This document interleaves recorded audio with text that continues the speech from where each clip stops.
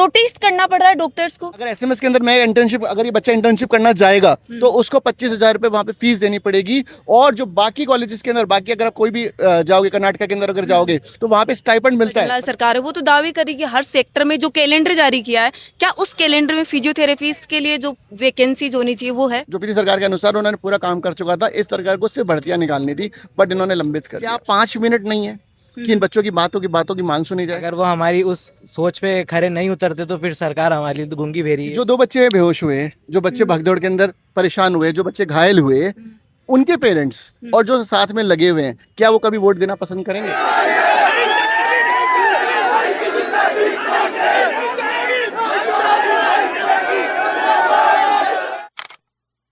अभी मैं मौजूद हूँ जयपुर के शहीद स्मारक पर, जहां आपने देखा होगा कि अक्सर प्रोटेस्ट चलते हैं। आज भी एक ऐसा प्रोटेस्ट है जहां आप बैकग्राउंड में देख रहे होंगे कि व्हाइट कोट पहन रखा है। व्हाइट कोट कौन पहनते हैं? डॉक्टर्स पहनते हैं। यानी जो बुनियादी सुविधाएं हैं, शिक्षा व्यवस्था है, चिकित्सा व्यवस्था है, वो भी ऐसी चरमरा गई है कि आज इनको प्रदर्शन करना पड़ रहा है। अपनी मांगे मनवाने के लिए सरकार के सामने यहाँ धरने पर बैठना पड़ रहा है। क्या कुछ मांगे हैं वो इनसे खुद से जानेंगे। सर, सबसे पहले तो कि प्रोटेस्ट करना पड़ रहा है डॉक्टर्स को। प्रोटेस्ट सब मैम जब करना पड़ता है जब वो सरकार सुनती नहीं है।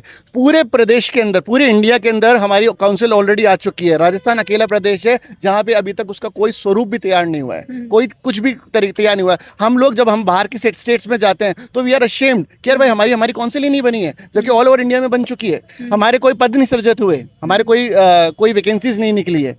ठीक है, जो वैकेंसीज निकली है उनका भी न्यूनतम डिप्लोमा है जो कि ऑलरेडी 1998 के अंदर बंद हो चुका है।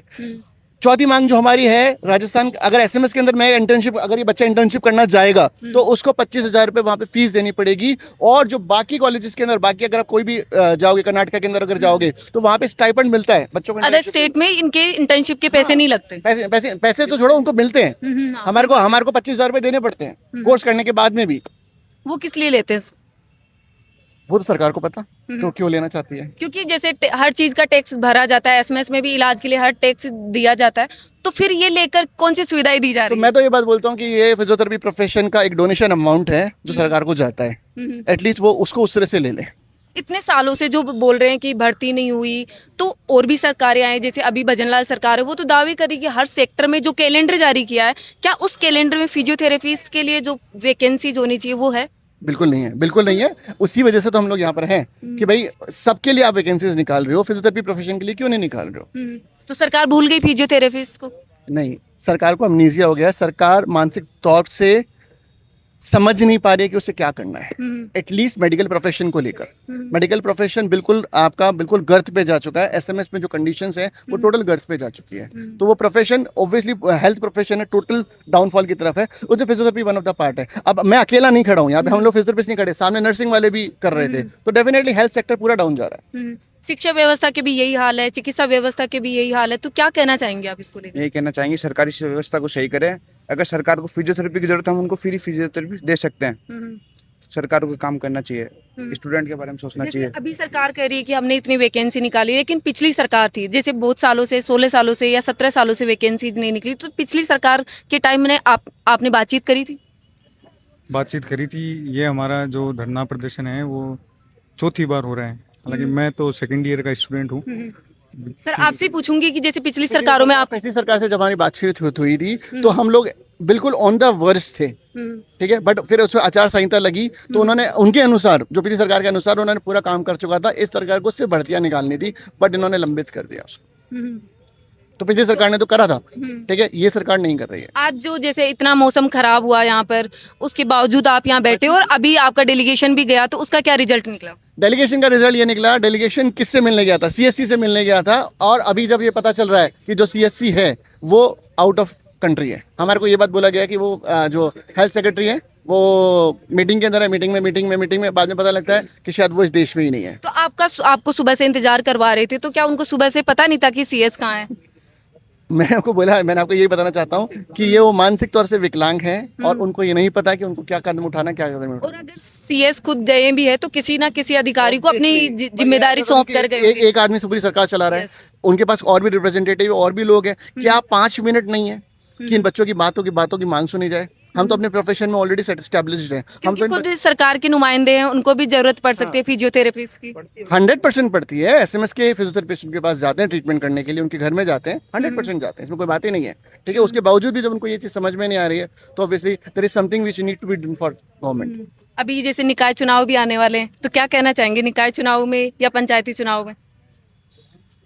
आप भी एक वोटर हैं, आपका भी वोट लगेगा या आपके घर वालों का भी वोट लगेगा, तो आप क्या कहना चाहेंगे? सरकार को एक मैसेज तो होना चाहिए कि आप यहाँ बैठे हो तो निकाय चुनाव आने वाले हैं, पंचायती चुनाव आने वाले, तो एक परीक्षा है 2.5-3 साल की जो सरकार बोल रही है, दावे कर रही है कि हमने इतने काम किए।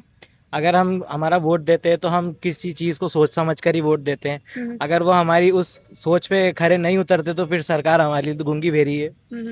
तो अगर वो हमारी बात ही नहीं मानते हैं तो हमारा फिर वोट देने का भी कोई मतलब नहीं रहता। कि जब जिस सेक्टर में हम काम कर रहे हैं अगर उसमें हम सेटिस्फाई नहीं है तो फिर महिला भी है मैं या तो आपको सिर्फ एक सवाल पूछूंगा कि जो 2 बच्चे बेहोश हुए, जो बच्चे भागदौड़ के अंदर परेशान हुए, जो बच्चे घायल हुए, उनके पेरेंट्स और जो साथ में लगे हुए हैं, क्या वो कभी वोट देना पसंद करेंगे? आज जैसे जैसी व्यवस्थाएं आप देख रहे हैं, जयपुर में भी देख लीजिए, पानी जैसे ही बारिश होती है पूरा जयपुर पानी का भर जाता है। शिक्षा व्यवस्था को भी आप खुद देखते होंगे, स्कूल्स के जैसे सीजेपी ने जो प्रोटेस्ट और एक अभियान चला रखा है स्कूल ठीक करो, उसके तहत आप भी न्यूज़ में देखते होंगे कि किस तरह जो हालात है स्कूल के, जो चिकित्सा व्यवस्था के, तो उसको देखते हुए सरकार को क्या कहना चाहेंगे?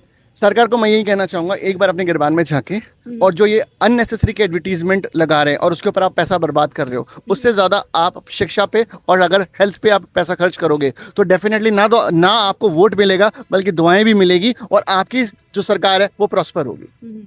आपने देखा कि जो हेल्थ सेक्टर है वो भी चरमरा गया है, आए दिन हॉस्पिटल्स के भी कई हादसे सामने आते हैं और जो वैकेंसीज है उनको लेकर भी जो नर्सिंग कर्मी है वो भी धरने पर बैठे रहते हैं आए दिन, और आज जो फिजियोथेरेपिस्ट है वो भी धरने पर बैठे हैं अपनी मांगों को लेकर। यानी आमजन कोई भी हो, किसी भी सेक्टर में काम कर रहा हो, लेकिन अपनी मांगे मनवाने के लिए आज सरकार के सामने धरने पर बैठना पड़ा। ऐसी अपडेट्स के लिए देख रहे सच का सामना, मैं आपके साथ सोनू डाका, जयपुर।